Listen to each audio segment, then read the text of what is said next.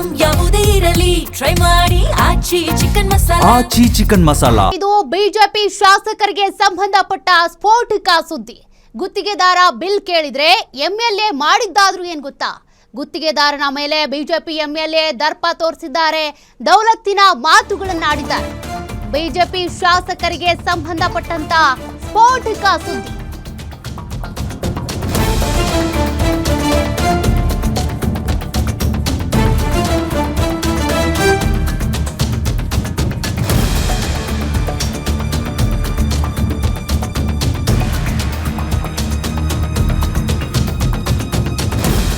ನೋಡಿ, ಗುತ್ತಿಗೆದಾರನ ಮೇಲೆ ಬಿಜೆಪಿ ಶಾಸಕ ದರ್ಪ ತೋರಿಸಿರುವಂತ, ದೌಲತ್ತು ತೋರಿಸಿರುವಂತ ಸುದ್ದಿ ಇದು. ಅಶ್ಲೀಲವಾಗಿ ಬೈದು ಆವಾಜ್ ಹಾಕಿದಂತ ಬಿಜೆಪಿ ಶಾಸಕ ವಿಡಿಯೋ ಸಾಕ್ಷಿ ಸಮೇತ ಗ್ಯಾರಂಟಿ ನ್ಯೂಸ್ ನಲ್ಲಿ ಎಕ್ಸ್ಕ್ಲೂಸಿವ್.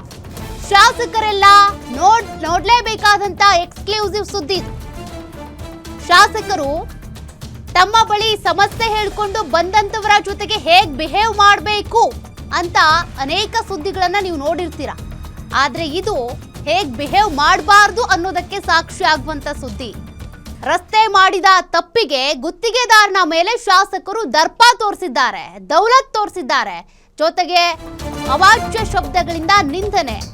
ಗುತ್ತಿಗೆದಾರ ಬಿಲ್ ಕೇಳಿದ್ರೆ ಕೊಡಬೇಡಿ ಅಂತ ಬಿಜೆಪಿ ಶಾಸಕ ಆವಾಜ್ ಹಾಕಿರೋದು.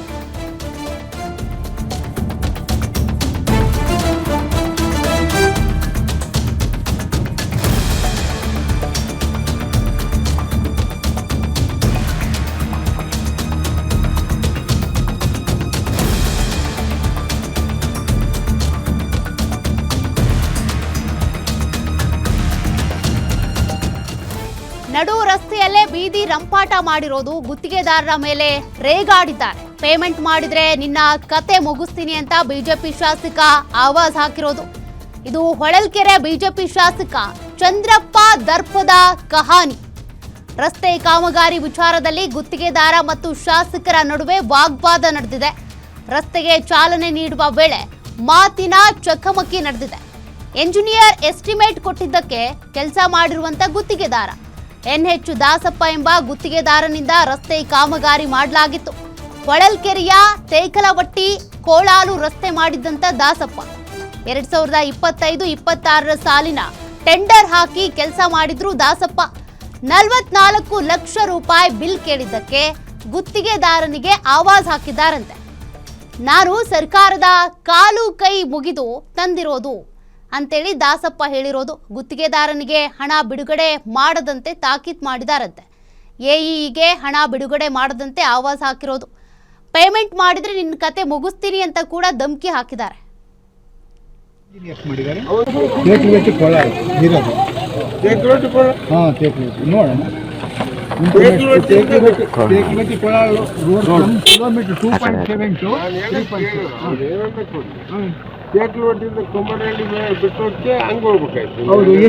ಎಸ್ಟಿಮೇಟ್ ನಾನು ಮಾಡಿರಲ್ಲ, ಇಂಜಿನಿಯರ್ಸ್ ಮಾಡಿದ್ದಾರೆ. ಅದು ಮತ್ತೆ ಈಗ ಅವ್ರ ಜವಾಬ್ದಾರಿ, ನಮ್ದು ಜವಾಬ್ದಾರಿ. ಅನುದಾನ ಆಗ್ತೀಯಾ, ಇಂಜಿನಿಯರ್ಸ್ ನೋಡಿ ಮಾಡಬೇಕು, ಸೈಟಿಗೆ ಬರ್ಬೇಕಣ್ಣ.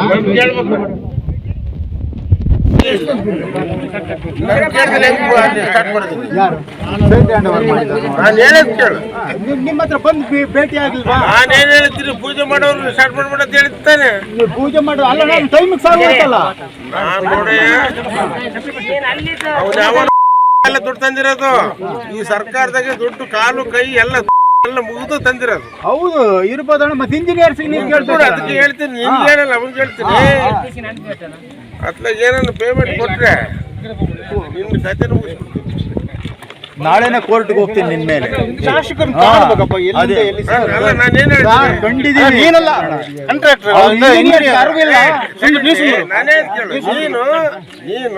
ಹೇಳಿದೆ, ಕುಮಾರಹಳ್ಳಿಗೆ ನಾನು ಬರ್ತೀನಿ ಪೂಜೆಗೆ ಅಂತ ಹೇಳಿ. ಯಾಕೆ ಪೂಜೆಗೆ ಬರ್ತೀನಿ ಅಂದ್ರೆ ಯಾವ್ದೋ ಬಿಟ್ಟು ಯಾವ್ದೋ ಮಾಡ್ಬಿಡ್ತಾರೆ ಅಂತ ನಾನು ಹೌದಿಲ್ಲ.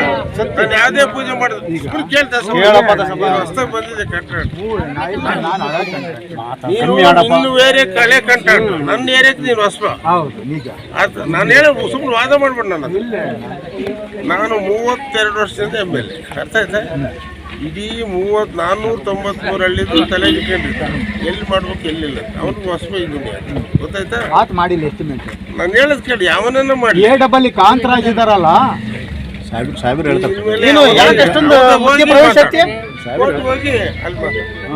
ಓಕೆ ನೀನು ಅದನ್ನ ಬಿಟ್ಟು ಏನೋ ಅದನ್ನ ಪೇಮೆಂಟ್ ತಗೊಂಡ್ ಬರ್ಲಿ ನೀನು ಬೇರೆ ಟೆಂಡರ್ ಕರೀತಿ ಬೇರೆ ಚೇಂಜ್ ಮಾಡಿ ಲೆಟರ್ ಕೊಡ್ತೀನಿ ಚೇಂಜ್ ಮಾಡಿ ಬೆಳಿಗ್ಗೆ ಟೆಂಡರ್ ಸರಿ ಸರ್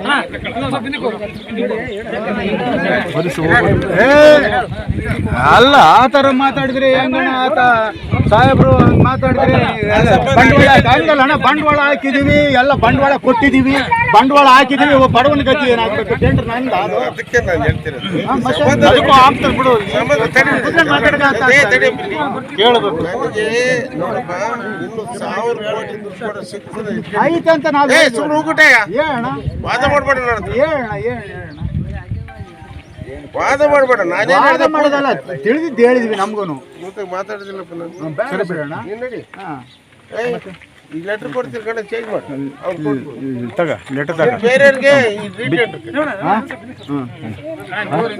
ಆ ಥರ ಅಲ್ಲ ಮತ್ತೆ ಕಾನೂನಲ್ಲಿದ್ದೀವಿ ನಾವೇನು ಇದು ಮಾಡಿಲ್ಲ ವರ್ಗಾವಣೆಗೊಂಡು ಅವರ ಜಾಗಕ್ಕೆ ರವಿಕುಮಾರ್ ಎಚ್ ಅಂತ ಎ ನೇಮಕಗೊಂಡರು ಅದು ಅಷ್ಟೊತ್ತಿಗೆ ನಾನು ಕ್ಯಾರಿಫೈ ಮಾಡಿ GSB ಹಂತವನ್ನು ತಲುಪಿದ್ದೆ ರವಿಕುಮಾರ್ ಬಂದ ಮೇಲೆ ರವಿಕುಮಾರ್ ಬಂದ ತಕ್ಷಣ ಚಂದ್ರಪ್ಪರು ಅಲ್ಲಿಗೆ ಒಂದು 3-4 ತಿಂಗಳು ಕಳೆದ ನಂತರ ಪೂಜೆ ಮಾಡ್ತೀನಿ ರಸ್ತೆ ಕಾಮಗಾರಿ ಯಾರನ್ನು ಕೇಳಿ ನೀನು ಕಾಮಗಾರಿ ಪ್ರಾರಂಭ ಮಾಡಿದೆ ಅಂತ ಅಂದರು ನಾನು ಸ್ಥಳ ಮತ್ತು ಶಾಮಿಯಾನ ಅದೆಲ್ಲ ಅರೇಂಜ್ ಮಾಡಿ ಕಾಮಗಾರಿ ಪೂಜೆ ಮಾಡಲಿಕ್ಕೆ ಆಹ್ವಾನಿಸಿದಾಗ ಏಕ್ದಮ್ ಬಂದು ಅವಾಚ್ಯ ಶಬ್ದಗಳಿಂದ ನಿಂದಿಸಿ ಕಾಮಗಾರಿ ನಿಲ್ಲಿಸು ಬಿಲ್ ಕೊಡಬೇಡ್ರಿ ಇವನಿಗೆ ಅಂತ ಎ ಮತ್ತು ಸಂಬಂಧಪಟ್ಟ ಶಾಖಾಧಿಕಾರಿಗೆ ಎಚ್ಚರಿಸಿರಿ ಕೊಟ್ಟರೆ ನಿನ್ನ ಗಂಟೆ ಒಳಗೆ ಮುಗಿಸ್ತೀನಿ ಅನ್ನೋಂಥದ್ದು ನನ್ನಲ್ಲಿ ವಿಡಿಯೋ ಇದೆ.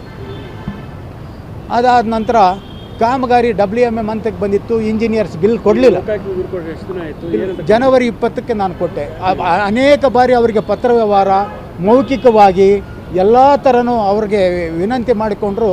ಶಾಸಕರು ಹೇಳಿ ಶಾಸಕರಿಂದ ಪತ್ರ ತಂದಾಗ ಮಾತ್ರ ಶಾಸಕರ ಏನು ಕೊಡಬೇಕು ನೀನು ಅಷ್ಟು ಕೊಟ್ಟು ಪತ್ರ ತರಬೇಕಿಲ್ಲ ನಮ್ಮ ಕಡೆ ಕೊಡಬೇಕು ನೀನು.